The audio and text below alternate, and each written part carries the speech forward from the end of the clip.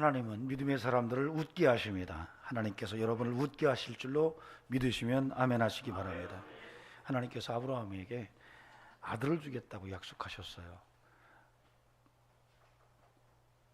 99세에 하나님께서 아브라함에게 너에게 내년 이맘때 아들이 허락될 거다. 아브라함이 깜짝 놀랐죠.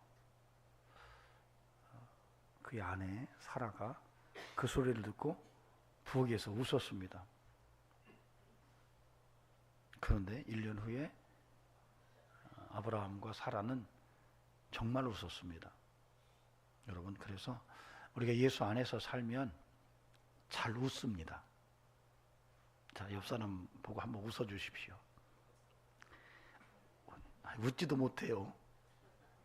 예. 제가 이제 그런 말씀 드렸죠. 예수 믿는 사람들은 오랜만에 친구를 만나도 친구가 야, 너는 왜 이렇게 안 늙냐? 너 10년 전에나 지금이나 똑같아. 이런 소리를 들어야 된다 그랬어요. 네. 야, 10년 만에 만났는데 너 이렇게 팍 썩었어? 이거 뭐가 문제 있는 거예요. 네. 한번 손 들어봅시다. 팍 썩었수다라고 한다면 한번 손 좀 들어보세요. 누가 팍 썩었수다. 여러분, 웃는 것만으로도요 10년을 젊게 인생을 되돌릴 수 있습니다. 자, 살짝 웃어봅시다. 우리 김영희 권사님이 웃음이 최고입니다. 예, 그렇게 웃고 사시기 바랍니다. 그러면 우리 인생에요, 나를 힘들게 할 수 있는 문제가 노크를 했다가도 내가 막 웃는 소리에 놀래가지고 도망갑니다. 그래서 바울 사도가 항상 기뻐하라. 내가 다시 말하노니 항상 기뻐하라. 주 안에서 항상 기뻐하라. 세상은 다 문드러져도 주 안에서 기쁨이 있는 영성이 우리 성도들의 삶이기를 주의 이름으로 축원합니다. 오늘은 사무엘상 15장 12절에서 24절 말씀을 통해서 지도자의 품격에 대해서 함께 살펴보려고 합니다. 이스라엘의 초대 왕이었던 사울 왕의 삶을 들여다보면서 지도자의 품격이 어떠해야 하는가라고 하는 것을 살펴볼 텐데요. 이것은 단순하게 지도자에게만 해당되는 것이 아닙니다. 저와 여러분이 그리스도인으로서 일상의 삶을 살아가는 과정 속에서도 반드시 이런 삶의 품격이 요구되기 때문에 저는 오늘 귀담아 들으시고 마음에 새기셔서 여러분 정말 레벨 높은 품격의 인생을 믿음으로 주 안에서 살아가는 은총이 있기를 소망합니다. 6월달은 우리가 현충일도 있고요. 정말 국가를 위해서 굉장히 희생하고 애썼던 사람들을 기억하는 그런 국가적인 절기죠. 여러분, 그리스도인은 국경이 없이 퍼져 있습니다. 기독교는 국경이 없어요. 기독교는 국경을 넘어서서 스며들어갑니다. 그러나 그리스도인들은 국적을 갖고 있습니다. 기독교는 국경이 없지만 기독교인들은 국적을 갖고 삽니다. 그래서 우리가 넓게는 우리가 천국을 향하여 영원한 본향을 향하여 달려가는 하나님의 백성이기 때문에 하나님 나라를 향한 순례자의 길을 살아가지만 이 땅에 사는 동안에는 국적을 가지고 내가 갖고 있는 국적에 합당한 그런 삶을 사는 것이 그것이 성도의 바른 삶의 모습이기도 합니다. 우리는 대한민국이라고 하는 국적을 가지고 있습니다. 6월 달에 애국하시기 바랍니다. 네, 대한민국에 애국하시기 바랍니다. 하나님을 사랑해야 되지만 하나님은 사랑하는 걸 먼저고 그 다음에 국가를 사랑하고 애국하는 그런 은총이 있기를 바랍니다. 이번에 애국할 기회가 생겼어요. 6월 3일 날 선거가 있죠. 애국할 기회입니다. 정말 나라를 소중하게 사랑하는 리더를 여러분이 잘 선택해서 뽑으실 수 있기를 부탁을 드립니다. 이번 선거는 굉장히 중요하죠. 우리가 체제전쟁이라고 하는 제2의 냉전을 우리가 지금 신냉전을 겪고 있습니다. 그래서 이번 어떤 후보를 선택하느냐에 따라서 우리가 서방 선진국으로 남느냐 아니면 불량 국가의 변두리에서 같이 어울리는 건달처럼 살 거냐라고 하는 이런 굉장히 중요한 국제 지정학의 문제를 안고 있는 시점입니다. 여러분의 선택이 매우 중요하므로 여러분들이 바르게 선택함으로 서방 선진국의 한 멤버로서 세계를 주도하는 대한민국으로 한 단계 업그레이드 될 수 있기를 간절히 소망합니다. 그래서 사실 하나님의 은혜가 절대적으로 지금 필요합니다. 벌써 뭐 사전선거 했는데 뭐 부정선거라는 이런 근거들이 수없이 드러나고 있습니다. 여러분 정말 대한민국을 살리는 그 손이 여러분의 손이라는 것을 분명히 아시고 바른 선택, 정직한 그런 투표가 이루어질 수 있기를 바랍니다. 저는 대한민국을 생각할 때마다 야 이건 참 특이하구나, 정말 은혜구나. 여러분 대한민국이 일제 식민지 36년을 살고 나서 해방이 됩니다. 우리가 해방에 어떤 영향을 미쳤나요? 예, 뭐 독립운동을 했다고는 하지만은 그건 정말 미미했습니다. 미국이 일본을 전쟁에서 완전히 승리함으로 그 덕에 우리는 그저 값없이 해방을 경험했어요. 어쩌면 이것을 우리는 하나님의 은혜라고 말해야 합니다. 즉 하나님의 은혜가 아니었으면 우리는 식민지 국민으로 살아갈 수밖에 없는 그런 처지였는데 하나님의 은혜로 일본이 망함으로써 우리는 독립이라고 하는 그러한 하나님의 선물을 받았습니다. 그리고 신기한 것은 대한민국이 건립이 되죠. 그 일을 이룬 분이 이승만 대통령입니다. 하나님은 이미 구한 말 이승만 대통령을 역경과 시련 속에서 복음을 받아들이게 하시고 그가 복음을 붙들고 대한민국을 기독교 국가로 세우고자 하는 소망을 품어서 정작 본인이 대통령이 됨으로써 그 일을 기초돌을 놓을 수 있다고 하는 것도 이 놀라운 하나님의 섭리가 있었다고 봅니다. 근데 그것만이 아니에요. 여러분 6.25는 또 어떻습니까? 만약에 6.25 전쟁에서 미국과 유엔군이 참전하지 않았더라면 대한민국은 사라졌을 겁니다. 지금 아마 저와 여러분은 인민민주주의 공화국에서 배급받으면서 사는 이런 인생으로 있었을 겁니다. 그런데 감사하게도 6.25 전쟁에 미군과 유엔군이 개입해 줌으로써 그걸 지켜줬어요. 제가 이게 한국 전쟁사를 좀 들여다보니까 우리가 일사 후퇴 때에 정말 우리가 인천 상륙작전 이후에 백두산까지 올라가서 이제 곧 전쟁이 끝날 거다, 승리로 끝날 거다라고 했지만 중공군이 개입하면서 다시 후퇴하기 시작하고 일사 후퇴를 통해서 서울까지 다시 빼앗기는 이런 과정 속에 메가더가 한국을 포기하려고 마음을 정했다 그래요. 당시에 한국의 총사령관으로 임명된 벤플리트 장군이 메가더를 만났을 때 메가더가 분명히 밝히더래요. 포기하고 싶다. 이제 끝났다. 왜냐하면 중공군들이 밀려오는데 총알 수보다 사람 수가 더 많은 거예요. 상대할 수가 없는 거예요. 그런데 기적같이 대한민국이 살아난다는 거예요. 이 하나님의 은혜가 아니면 불가능합니다. 그래서 우리 대한민국의 역사 속에는 하나님의 손길이 있다고 저는 믿어요. 한강의 기적은 어떻습니까?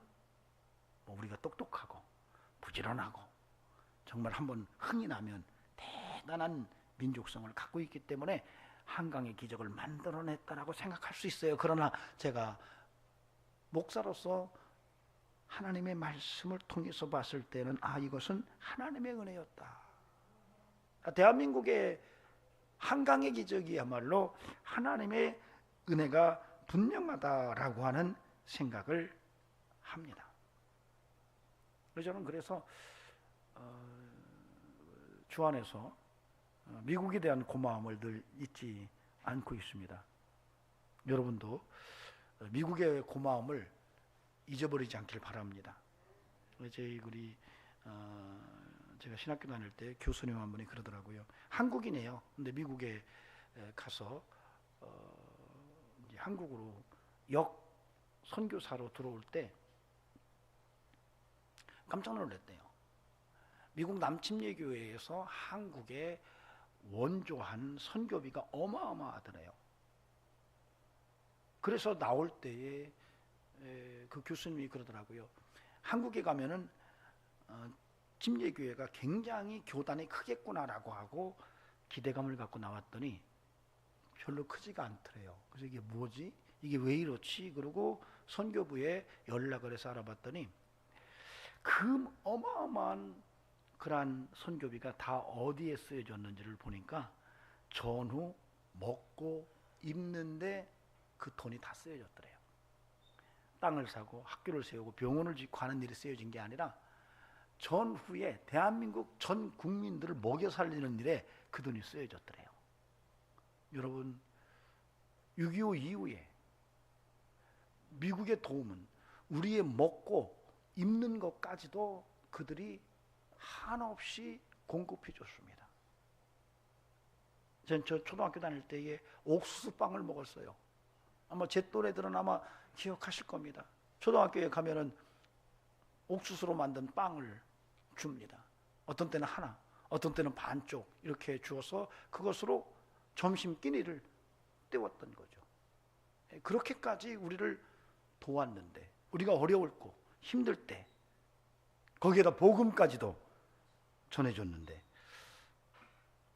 미국을 고마워해야 하지 않겠는가? 저는 개인적으로 그런 생각을 하고 있습니다. 6.25 때 중공군들이 내려와서 미국이 한국을 포기했더라면 우리는 중국의 속국으로 지금 북한처럼 살고 있을 거라고 생각하니까 끔찍합니다. 여러분의 지혜가 함께하여서 정말 정확한 투표를 통해 대한민국을 지켜내는 애국의 한 달이 될 수 있기를 주의 이름으로 축원합니다. 오늘 본문을 통해서 우리는 정말 리더의 품격의 몇 가지 모습들을 살필 수가 있습니다. 그래서 제가 아까 말씀드렸지만은 단순하게 이것은 리더만이 아니라 모든 인생 속에서 굉장히 필요한 삶의 품격인데, 이런 품격을 성경 속에서 우리가 분명하게 발견하고 그것을 내 삶 속에 끄집어 들여서 내 마음판에 새기고, 그래서 그 하나님의 품격에 합당한 믿음의 삶을 살아간다면 영혼이 잘됨처럼 범사가 잘되고 강건케 되는 역사가 함께할 줄로 믿습니다. 그걸 잃어버리니까 인생이 망가지는 거예요. 하나님이 우리에게 멋지게 살라고 이런 품격을 가져야 된다라고 그렇게 말씀하신 이 내용을 우리가 제대로 감당하지 못하니까 결국 그 하나님의 은혜를 잃어버리고 인생 자체가 무너지고 망가지는 이런 모습으로 전락하더라는 거예요. 오늘 하나님의 음성이 정확하게 들려지기를 주의 이름으로 축원합니다. 자, 12절 말씀 봅시다. 12절 말씀 같이 읽어볼까요? 시작. 사울을 만나 아침에 일찍 일어났더니 어떤 사람이 사무엘에게 말하여 이르되 사울이 갈멜에 이르러 자기를 위하여 기념비를 세우고 발길을 돌려 길갈로 내려갔다 하는지라. 16절 17절 말씀 보십시다. 같이 읽어볼까요? 시작. 사무엘이 사울에게 이르되 가만히 계시옵소서. 간밤에 여호와께서 내게 이르신 것을 왕에게 말하리이다 하니 그가 이르되 말씀하소서. 사무엘이 이르되 왕이 스스로 작게 여길 그때에 이스라엘 지파의 머리가 되지 아니하셨나이까? 여호와께서 왕에게 기름을 부어 이스라엘 왕으로 삼으시고. 자, 이 두 구절체에서 우리는 분명하게 삶의 품격을 읽어낼 수가 있습니다. 사울왕이 사무엘과의 대화 속에서 분명하게 드러내는 삶의 품격을 이야기하는데, 오늘 12절에서는 이 사울왕이 어떤 행동으로 왕의 자리를 이어갔는지를 기록해 놨습니다. 그것은 자기를 위하여 기념비를 세웠대요. 사울왕이 자기를 위해서 기념비를 세우고 갈멜로 갔다. 길갈에서 갈멜로 내려가는데 길갈에서 자기를 위해서 기념비를 세우고 그리고 갈멜로 내려갔다라고 사람들이 이야기하는 말을 사무엘이 듣습니다. 자, 자기를 위해서 기념비를 세웠대요. 또한 16절 17절에서는 이렇게 말합니다. 왕이 스스로 작게 여길 때에 이스라엘 지파의 머리가 되지 아니하셨나이까. 이렇게 사무엘이 사울왕에게 하는 말이에요. 왕이 스스로 자기를 겸비했을 때에 하나님이 당신을 들어서 이스라엘의 왕으로 세우지 않았습니까? 라고 하는 얘기예요. 이것은 역설적입니다. 지금은 그렇지 않다는 얘기예요. 지금은 스스로 겸비하지 않고 스스로 자기를 작게 여기지 않고 겸손함을 잃어버린 상태로 지금 있는 모습을 드러내고 있습니다. 여러분, 그래서 여기서 우리가 분명하게 알 수 있는 것은 자기 과시, 자기를 드러내고 스스로 자기를 겸비하게 여기지 않는 교만한 인생의 삶의 모습의 문제점을 오늘 본문이 드러내고 있다는 것이죠. 이것은 리더뿐만 아니라 우리 모든 그리스도인들에게 해당되는 귀중한 하나님의 음성이에요. 우리가 인생을 살아가면서 내 스스로를 정말로 겸비하고 스스로를 낮출 수 있는 이런 영성, 이런 삶의 품격, 그리고 자기를 드러내고 기념비를 세우고 가는 이런 인생이 아니라 정말로 이름도 없이 빛도 없이 주의 말씀을 붙들고 헌신하고 희생하는 이런 인생이 오늘 우리의 삶의 품격으로 함께해야 한다는 것입니다. 여러분은 어떻습니까? 자기 과시를 습관처럼 하는 건 아닌가요? 기념비를 세워주겠다고 말하면 박수치도록 말하고 있는 건 아닌가요? 스스로 나를 겸비하고 겸손한 스스로 작게 여기는 인생이 아니라 자기를 더 과시하려는 이런 삶의 모습의 품격은 아닌가요? 냉철하게 돌아봅시다. 우리가 오늘 사울왕이 왕의 품격을 드러냈는데 그는 자기를 과시하기를 좋아했고 예전에는 스스로 자기를 겸비해서 스스로 낮은 자라고 그렇게 스스로 칭했지만 이제는 왕이 돼서 어느 정도 환경이 변하니까 그 겸손함을 다 잃어버린 상태의 모습을 보여주고 있는데 오늘 저와 여러분의 예수 안에서 어떠한가 부탁드립니다. 겸손하십시오. 여러분의 품격 속에서 겸손함이 있기를 바랍니다. 자기 과시를 내려놓을 수 있기를 바랍니다. 저와 여러분의 삶에 진정 소중한 삶의 모습이어야 합니다. 이제 우리가 정말 최악의 리더가 누군가 초격차라고 하는 책을 썼던 권의원 삼성 회장이 그 책에서 그런 얘기를 해요. 자기가 평생 살아오면서 리더들을 수없이 만났는데 최악의 리더가 어떤 리더인가에 대해서 설명을 아주 간단하게 설명을 해놨어요. 최악의 리더가 누군가? 어떤 이가 최악의 리더인가? 최악의 리더는 그 조직에서 자기가 리더로 있을 때는 자기가 누릴 수 있는 혜택은 다 누린다는 거예요. 자기가 누릴 수 있는 혜택은 다 누리고 그러고 나서 이 사람이 그 조직을 딱 떠났는데 떠난 다음에 이 조직이 망한다는 거예요. 그러면 이 리더는 최악의 리더라는 거예요. 그 사람이 그 자리에 있을 때는 이름도 없이 빛도 없이 헌신했는데 그 양반이 떠난 다음에 그 단체가 확 일어선다면 최고의 리더겠죠. 오늘 저와 여러분이 다시 한번 우리의 삶을 들여다보고 내 인생은 어떠한가? 높은 자리 좋아하고 나를 드러내기를 좋아하고 자기 과시가 정말 흥미롭고 나를 스스로 겸비하여 낮출 줄 모르는 이런 삶을 사는 것은 아닌가? 내가 나라의 지도자가 할지라도 개인적으로 그런 삶의 모습을 가지고 있다면 오늘 저와 여러분은 우리의 삶을 다시 한번 새롭게 변화시켜 놔야 할 것입니다. 여러분 겸비하시기 바랍니다. 겸손하시기 바랍니다. 여러분 누군가가 여러분의 이름을 드러내면서 여러분을 높일 때에 여러분 오히려 그것을 스스로 부정하면서 주께 영광을 돌리는 이런 은혜의 삶을 살아가는 성도가 될 수 있기를 주의 이름으로 간절히 축원합니다. 야, 김 장로님이 최고예요. 그 박수 칩시다. 막 박수 치면 막 이분은 막 스톱 이러셔야 돼요. 우리 김 장로님이 아니고요. 또 예를 들어서 우리나라에 제일 성이 많은 게 김씨잖아요. 그러니까 아이고 목사님이 최고예요. 우리 목사님 최고예요. 그러면 목사가 어떻게 돼요? 더해 이러면 안 된다는 거죠. 스톱! 너희가 이 땅에서 박수 받으면 하늘에서 박수 받을 수 없다라고 말씀하시잖아요. 부탁드립니다. 자기를 부정할 줄 알고 누군가가 여러분에게 잘했다고 칭찬해 주면 더 낮아지는 이러한 은혜가 함께 하시고 겸비하고 정말로 자기 과실을 싹을 잘라내면서 하나님 앞에 더욱더 귀하게 쓰여지는 그런 인생이 되기를 주의 이름으로 축원합니다. 아멘. 두 번째로는 13절에서 15절입니다. 13절에서 15절과 20절에서 23절을 보시겠습니다. 13절에서 15절을 같이 읽어보도록 하겠습니다. 시작. 사무엘이 사울에게 이른즉 사울이 그에게 이르되 원하건대 당신은 여호와께 복을 받으소서 내가 여호와의 명령을 행하였나이다 하니 사무엘이 이르되 그러면 내 귀에 들려오는 이 양의 소리와 내게 들리는 소의 소리는 어찌 됨이니까 하니라. 사무엘이 이르되 그것은 무리가 아말렉 사람에게서 끌어온 것인데 백성이 당신의 하나님 여호와께 제사하려 하여 양들과 소들 중에서 가장 좋은 것을 남김으로 그 외의 것은 우리가 진멸하였나이다 하는지라.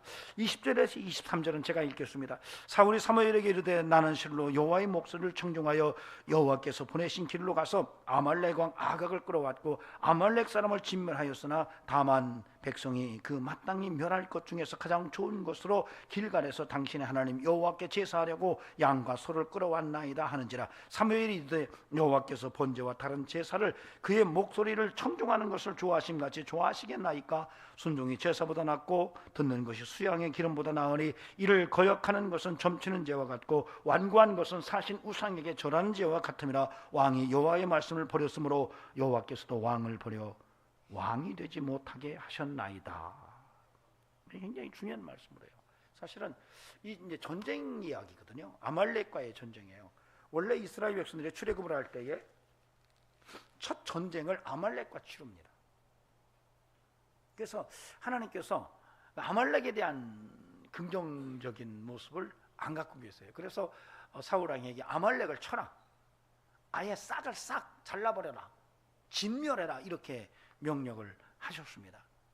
근데 사울이 하나님의 명령을 붙들고 전쟁에 나가서 아말렉을 도륙을 냅니다.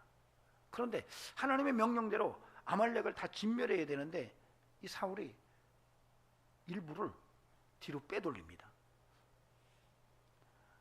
아말렉의 왕 아각도 살려두고, 왕을 죽여야 되는데 살려두고, 그 다음에 소와 양 중에서 좋은 것들은 뒤로 빼돌려서 뒤에 감춰놓은 거예요. 하나님은 그러지 말고 다 싹을 다 잘라버려라, 아주 진멸해라 이렇게 명령하셨는데 그때 사무엘이 오는 거예요. 와서 사울왕을 만나니까 사울왕이 참 하나님의 명령대로 내가 다 행했습니다. 하나님이 아말렉을 진멸하라고 그랬는데 제가 그것을 다 합당하게 명령에 순종했습니다 라고 이야기를 합니다. 그런데 그 말을 들은 사무엘이 그러면 저 들려오는 양의 울음소리와 소의 울음소리는 뭡니까? 라고 묻습니다. 그러니까 사무엘이 하는 이 질문에 사울왕이 갑작스럽게 당황을 하면서 거짓말을 합니다. 그거 그 양과 소는 우리 군대들이 가가지고 좋은 것을 하나님께 제사할 때 번제로 쓰려고 좋은 것을 남겨둔 겁니다 라고 얘기를 해요. 거짓말을 합니다. 그러니까 사무엘이 그 얘기를 듣고 화가 확 나면서 왕이 하나님을 버렸기 때문에 하나님도 왕을 버릴 겁니다 라고 이야기를 해요. 여기서 우리는 지도자의 소중한 품격, 뿐만 아니라 모든 그리스도인들이 살아야 될 소중한 삶의 품격이 언급되어 거짓이에요. 변명과 거짓입니다. 사울왕은 사무엘에게 거짓말로 변명을 합니다. 근데 그 말을 들은 사무엘이 사울왕에게 하나님의 마음을 전합니다. 왕이 하나님을 버렸으므로 하나님도 왕을 버릴 것입니다 라고 말을 해요. 여러분, 우리가 인생을 살아가면서 이 거짓이라고 하는 것은 굉장히 위험한 유혹의 미끼입니다. 여러분, 이 거짓이라고 하는 것은 정말 위험한 거예요. 근데 오늘 사울왕이 사무엘에게 거짓말을 합니다. 이제 하나님께 거짓말을 하고 있는 거예요. 아니, 좋은 양과 좋은 소를 뒤로 빼돌렸는데 그것이 뭐냐고 물으니까 그것은 하나님께 번제로 드릴 때 제물로 쓰려고 제가 빼놓은 겁니다 라고 말하는 거예요. 아니에요. 그게 아니었어요. 너무 좋아서 죽일 수가 없었던 거예요. 그냥 뒤로 빼돌렸다가 나중에 다시 계산하려고 생각했던 거거든요. 여러분, 지도자의 품격 중에 하나가 거짓이에요. 이것은 지도자만이 아니라 모든 이들이 인생을 살아가면서 정말로 거짓에 대해서 경각심을 분명한 마음으로 헤아려야 한다는 것입니다. 아이고, 목사님, 저는 뭐 거짓말 모르고 삽니다. 예, 그렇게 말씀하실 수 있습니다.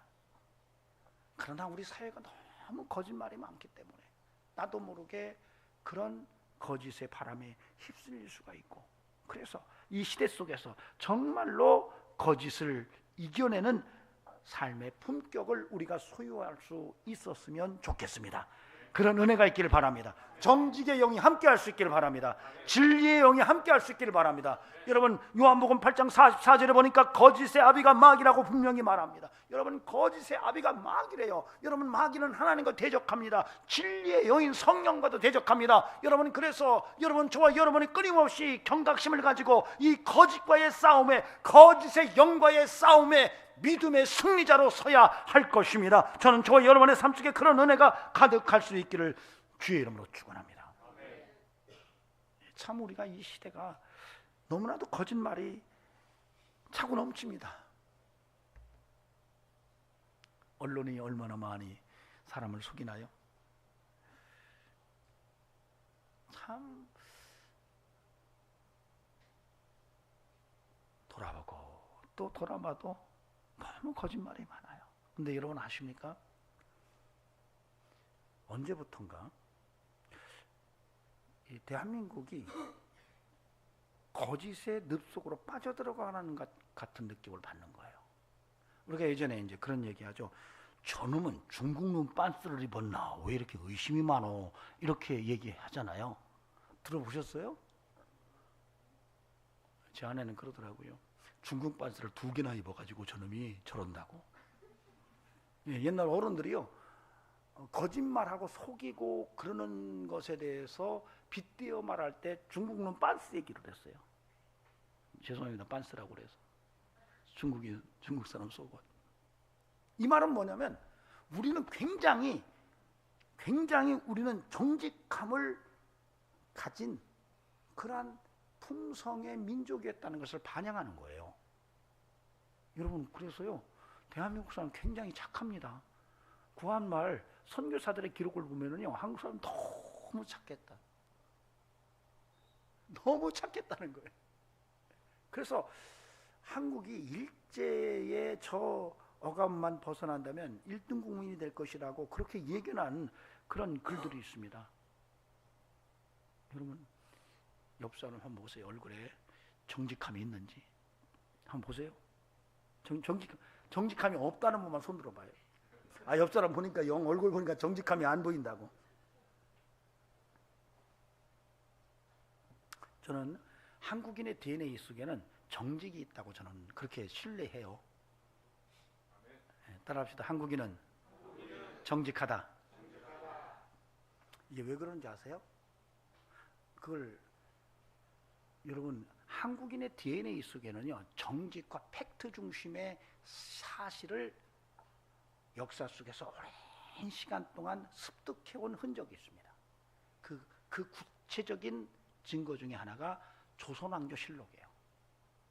여러분, 세계 역사 속에 조선왕조실록 같은 기록물은 아무 곳에도 없어요. 왕정에서 일어나는, 왕실에서 일어나는 일들을 세세하게 날마다 기록해 놓은 팩트를 귀하게 아는 이런 기록은 세계 어느 민족, 어느 국가에서도 찾아보기 어려워요. 그러니까 그 조선왕조실록은 왕도 당대의 자기의 기록에 대해서 볼 수가 없어요. 죽은 다음에야 들춰내는 거예요. 그걸 변조하라고는 목숨을 거는 민족이에요. 팩트를 변조할 수 없는 이런 습성을 몇백 년 동안 지켜온, 그것도 윗물부터 그런 훈련을 해온 민족이 한국 사람들이에요. 여러분, 거기에다가 문자인 한글과 인쇄술은 그런 가능성을 더 무게감으로 더해줬어요. 즉 다시 말하면 실제 사실을 글로 쓸 수 있었고, 그 글로 쓴 것을 인쇄술을 통해서 여러 권을 만들어서 뿌리는 정도의 보이지 않는 그러한 흐름이 이 한국 사람의 DNA 속에 있어요. 그래서 한국인들은요, 쉽게 팩트를 왜곡하거나 거짓으로 그것을 뒤집어 가지고 못된 짓을 하는 것에 대해서 굉장히 거부감을 드러내는 민족이에요. 저는 개인적으로 제가 그렇게 봅니다. 그래서 제가 지금 목회하면서 지금 보지만 사실 거짓말을 잘하는 것은 우리 민족의 어떤 품성이 아니라는 생각이 자꾸 드는 거예요. 지금 보니까 뭐 언론에서도 거짓말하고 정치권에서도 거짓말하고 뭐 여기저기서 거짓말을 많이 하는데, 이런 흐름이 우리는 대한민국 한국인의 흐름과 다른 어떤 또 다른 곳에서 은밀하게 흘러들어온 어떤 그런 품성이 아닌가라고 하는 의구심을 갖고 있는 거예요. 부탁드립니다. 여러분이 그리스도인이기 때문에, 그리고 심성적으로 정말로 거짓을 즐겨하지 않는 그러한 DNA의 민족성을 가지고 있다면 더욱더 우리가 거짓 없는 삶으로 한 걸음씩 한 걸음씩 용감하게 나아가는 이런 성도로 살아가는 은총이 있기를 주의 이름으로 축원합니다. 여러분, 굉장히 중요한 거예요. 한국 사람들은요, 생각보다 정직합니다. 생각보다 맑아요. 눈빛보다 맑아. 옆 사람보다 눈빛부터 벌써 맑잖아요. 대체적으로 이렇게 선글라스를 다 끼잖아요. 왜 선글라스 끼죠? 1번 멋있으라고, 2번 폼나라고, 같은 말인가요? 3번 어디 보는지를 모르게 하려고, 4번 저는 모르겠어요 목사님. 몇 번이에요? 1, 3번 어디 보는지 모르게 하려고 안경 쓰는 거예요. 그래서 경비하는 사람은 다 선글라스 끼잖아요. 어디 보는지 모르는 거예요. 눈빛을 어디 보는지. 여러분, 그래서 우리는 이제는 품격 있는 거짓 없는 민족으로 다시 한번 거듭나되, 오늘 사울왕이 하나님과 사무엘에게 거짓말한 것에 대해서 충격을 받고 경고를 받고 다시 한번 우리의 민족성을 새롭게 다듬어서 여러분의 주어진 삶의 현장 속에서 정직을 고수해내고 하나님께 더욱더 귀하게 쓰임받는 대한민국으로 한 걸음 한 걸음 나아가는 은총이 있기를 바랍니다. 안타까운 것은 이 지구촌 전체가 지금 거짓의 휘용들 속에 그냥 휘말려 버렸어요.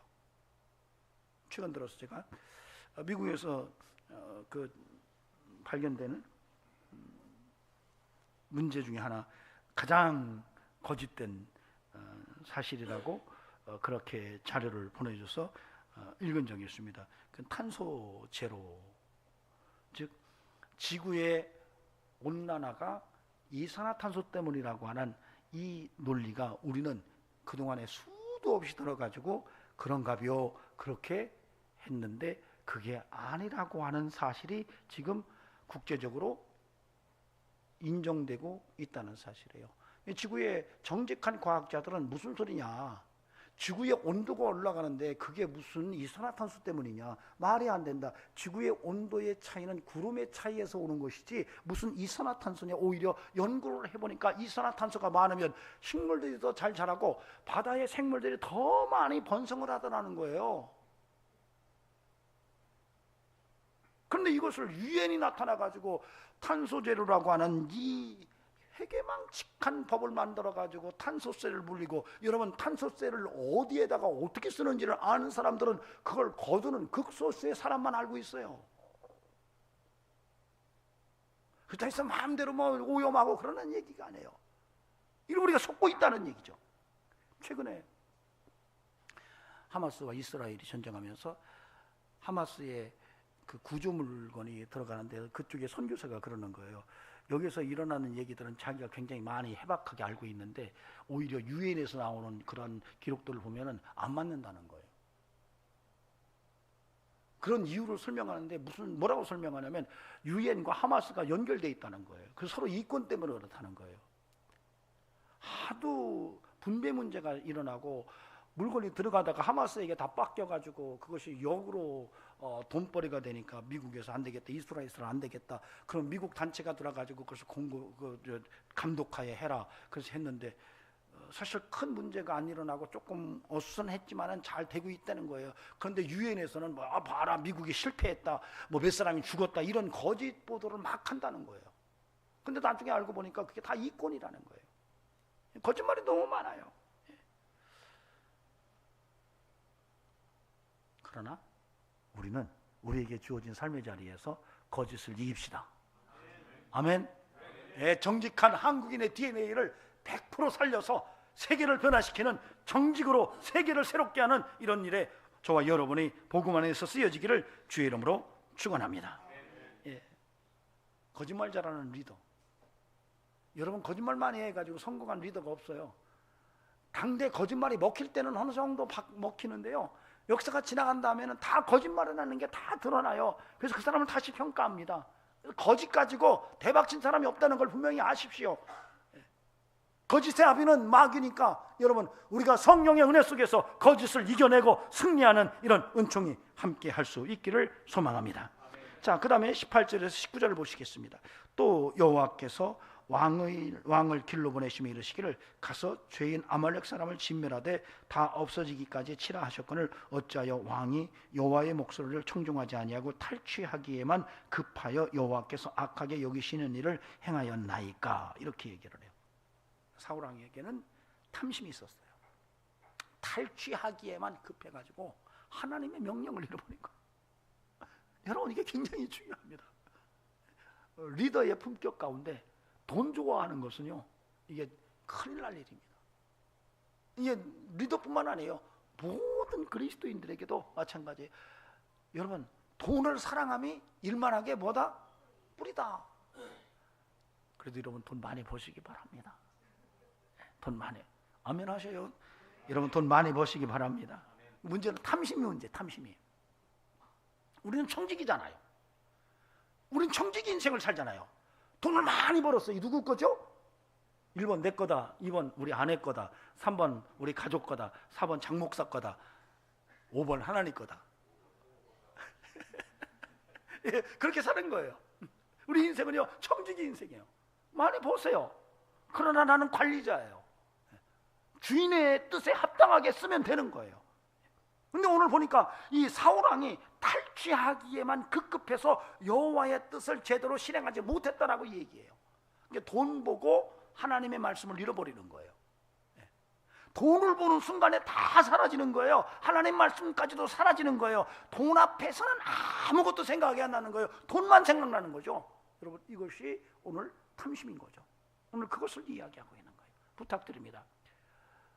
리더가 아니지만은 여러분 탐심을 십자가에 못 박는 은혜가 있기를 주의 이름으로 간절히 축원합니다.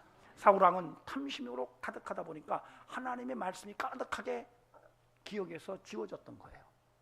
오늘 그걸 지적하고 있는 거예요. 어쩌면 저와 여러분에게도 마찬가지예요. 탐심이 우리의 마음을 휘어잡으면 그 탐심이 하나님까지도 지워버리는 엄청난 길로 이끌어낸다는 것을 우리가 알아야 합니다. 저와 여러분의 삶 속에 하나님과 재물을 겸하여 섬길 수 없다고 가르쳤던 주님의 음성을 기억하고 여러분 돈을 이기는 능력이 있기를 주의 이름으로 간절히 축원합니다. 우리가 전통적으로 똥꿈을 꾸면 그걸 뭘과 연결하죠? 똥꿈을 꾸면 뭘과 연결하죠? 우리는 돈하고 연결합니다. 그래서 꿈에서 구렁이 같은 누런 황금을 변으로 보면 그날 뭘 사러 가죠? 뭘 사러 가죠? 복권 사러 갑니다. 이게 이제 괜히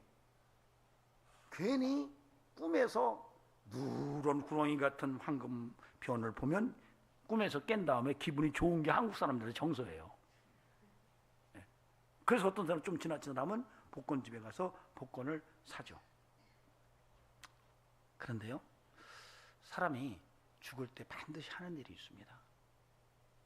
사람이 이 땅을 떠날 때 마지막에 하는 마지막 대사작용이 바로 까만 똥을 싸고 갑니다. 어쩌면 매우 상징적으로 까만 똥을 마지막 싸고 세상을 떠난다는 것은 우리의 소유의 모든 돈을 다 두고 가는 것을 상징화한 것일 수도 있습니다. 대체적으로 남의 똥 구린내는 금방 맞습니다. 그러나 내 똥 구린내는 거의 못 맞습니다. 남이 돈 번 것에 대해서는 저놈이 사기쳐서 벌었다느니, 저놈이 못된 짓 해가지고 벌었다느니, 불법으로 벌었다느니 금방 얘기하고 난리치지만은 자기는 다 정직해서 번 줄 압니다. 참 오해 많은 것이 돈의 문제입니다. 똥은 내장에 적당히 갖고 있어야 건강합니다.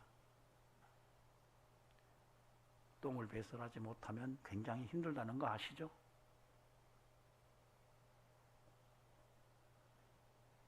변을 배설해야 되는데 배설하지 못하면 굉장히 힘듭니다. 돈도 역시 그렇습니다. 적당하게 갖고 있어야지 이것이 너무 많이 있으면 그것이 우리에게 행복이 아닐 수 있습니다. 똥을 많이 쌓아두면은 벌레가 꼬이고 냄새가 진동을 합니다. 그러나 그 똥을 골고루 뿌리면은 작물들이 잘 자라납니다. 그래서 돈이라고 하는 것은 내가 혼자 몰빵해서 갖고 있는 것보다 적당하게 주변에 뿌려 장학금도 주고 인재를 키우고 선한 사업을 하면은 많은 사람들이 잘 성장해서 많은 사회에 유익을 주는 게 돈입니다. 그래서 그런 사람에게는 돈이 많을수록 굉장히 중요합니다. 어떤 이들은 돈에 대해서 오해를 합니다. 돈이 많으면 내 인생이 만족할 것이라고 생각하고, 돈이 많으면 내가 중요한 사람이 될 것이라고 생각하고, 돈이 많으면 내가 안식할 것이라고 생각하는데 절대 그렇지 않습니다. 돈이 많아도 만족함이 없고요, 돈이 많아도 중요한 사람이 안 되기도 합니다. 돈이 많다고 해서 안식이 오는 건 아니에요. 제가 오래전에 미국의 목사님이 얘기를 들었어요. 간증서로. 이분이 어느 날 토요일 날 설교 준비를 하고 있는데 교인이 갑자기 전화가 와서 목사님 어떻게 해야 되죠? 그러더래요. 뭔데요? 그랬더니 그 목사님 갯돈을 탔는데 은행에 넣을 수도 없고 토요일이라 이걸 어떻게 해야 될지 집에다 두기는 불안하고요. 그러니까 목사님 호기롭게 교회로 갖고 세요 그랬대요. 교회비 사택으로. 그게 이제 좀 있으니까 두 아들이 장총을 하고 장총을 들고 그 돈가방을 딱 차에 싣고 차를 끌고 삐까삐까 하면서 왔더래요. 그러면서 목사님이 이거 이 돈입니다. 현찰로 이만큼 돈이 가방에 들어있는데 그래서 두고 가라고 그러니까 감사합니다. 그러고 집사하고 두 아들이 가더래요. 그러고 나서 그것을 금괴에 딱 집어넣는데 그 다음부터 잠을 못 잤대요. 그날 밤 꼬박날 샜대요. 호기롭게 그까짓 거 돈 갖고 은행에 못 넣었다고 이리 갖고 와 그래 놓고 정작 자기 집 금고에 집어넣고는 목사님이 잠을 못 잤다는 거예요. 여러분 돈이 많으면 그것이 내게 안식을 줄 것 같지만 여러분 돈이요 우리를 굉장히 근심되게 하고 그걸 지키기 위해서 얼마나 스트레스를 받는지 몰라요. 적당히 있는 것이 좋은 것입니다. 우리가 인생을 살아가면서 어떻든 우리가 삶을 살 때에 이 탐심을 이긴다는 것은 큰 믿음입니다. 저 여러분의 삶 속에서 정직의 믿음을 가지고 탐심을 물리치고 여러분 믿음으로 돈을 이기면서 하나님께 더욱더 귀하게 쓰여지는 축복의 삶이 되기를 간절히 소망합니다. 지도자의 품격 중에 돈을 좋아하는 탐심은 십자가에 못 박아야 돼요. 이건 지도자뿐만 아니에요. 모든 그리스도인들이 마찬가지입니다. 저는 우리 성도들 모두가 저를 포함해서 이 탐심을 십자가에 딱 못 박고 믿음으로 승리의 노래를 부르는 은혜가 있기를 주의 이름으로 축원합니다. 마지막 24절을 같이 읽어보도록 하겠습니다. 같이 읽겠습니다. 시작. 사울이 사무엘에게 이르되 내가 범죄하였나이다. 내가 여호와의 명령과 당신의 말씀을 어긴 것은 내가 백성을 두려워하여 그들의 말을 청종하였음이니이다. 아멘. 세상의 리더들은요, 백성 말 잘 들어야 됩니다. 백성 여론에 귀를 기울이는 것이 세상 지도자들의 귀한 품성 중에 하나입니다. 그러나 그리스도인들은 달라요. 백성들의 말도 중요하지만 하나님의 음성이 더 중요하다고 생각하고 있는 거예요. 이게 이제 그리스도인들이 세상의 리더와의 차이입니다. 여러분, 세상 사람들과 우리 그리스도인들의 분명한 차이는 하나님의 음성에 우리가 귀를 기울여야 된다는 거예요. 어때요? 여러분, 하나님의 음성에 귀를 기울이는 그런 성도인가요? 하나님의 말씀에 두려워하는 성도인가요? 혹시 사람을 더 두려워하는 건 아닌가요? 세상에 있는 것들을 더 두려워하는 것은 아닌가요? 오늘 우리가 우리 스스로를 진단하고 이제는 하나님을 더 두려워하는 영성으로 살아가는 성도가 되기를 소망합니다. 사무엘이 사울을 만났을 때 사울왕은 사무엘에게 분명히 말합니다. 내가 하나님의 말씀을 어긴 것은 내가 백성을 두려워했기 때문입니다. 여러분, 하나님을 더 두려워하는 믿음이 있기를 주의 이름으로 축원합니다. 사사기 9장 8절에서 15절에서 이런 말씀을 우리가 읽을 수가 있습니다. 하루는 나무들이 나가서 기름을 부어 자신들 위에 왕으로 삼으려고 하여 감람나무에게 이르되 너는 우리 위에 왕이 되라 하며 감람나무가 그들에게 이르되 내게 있는 나의 기름은 하나님과 사람을 영화롭게 하나니 내가 어찌 그것을 버리고 가서 나무들 위에 우쭐대리요 한지라. 나무들이 또 무화과 나무에게 이르되 너는 와서 우리의 왕이 되라 하며 무화과 나무가 그들에게 이르되 나의 단 것과 나의 아름다운 열매를 내가 어찌 버리고 가서 나무들 위에 우쭐대리요 한지라. 나무들이 또 포도나무에게 이르되 너는 와서 우리 위에 왕이 되라 하며 포도나무가 그들에게 이르되 하나님과 사람을 기쁘게 하는 내 포도주를 내가 어찌 버리고 가서 나무들 위에 우쭐대리요 한지라. 이에 모든 나무가 가시나무에게 이르되 너는 와서 우리 위에 왕이 되라 하며 가시나무가 나무들에게 이르되 만일 너희가 참으로 내게 기름을 부어 너희 위에 왕으로 삼겠거든 와서 내 그늘에 피하라.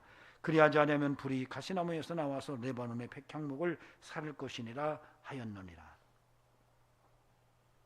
어떤 지도자를 세우느냐에 따라서 악한 지도자를 뽑아놓으면, 가시나무 같은 악한 지도자를 뽑아놓으면 그 그늘 밑에서 고통을 당해야 되는 겁니다. 오늘 저와 여러분이 대한민국의 좋은 리더를 뽑는 일에 지혜와 영적 분별력이 함께하기를 주의 이름으로 축원합니다. 기도하시겠습니다. 존귀하신 하나님, 우리의 인생 가운데 품격 있는 삶이 예수 그리스도 안에서 함께하기를 원합니다. 특별히 오늘 사울왕의 품격을 살펴보면서 우리 스스로를 진단할 뿐만 아니라 대한민국의 지도자의 품격을 살필 수 있어서 감사합니다. 바른 리더를 선택하게 하시고 우리 또한 그러한 성숙한 품격으로 살아가는 성도 되게 하옵소서. 이제는 우리 그 주 예수 그리스도의 은혜와 하나님 아버지 살아계심과 성령님의 역사하심이 오늘도 믿음으로 최고의 성령의 성품으로 하나님께 영광 돌리기를 원하는 귀한 심령들에게 영원토록 함께 하시기를 간절히 축원하옵나이다. 아멘.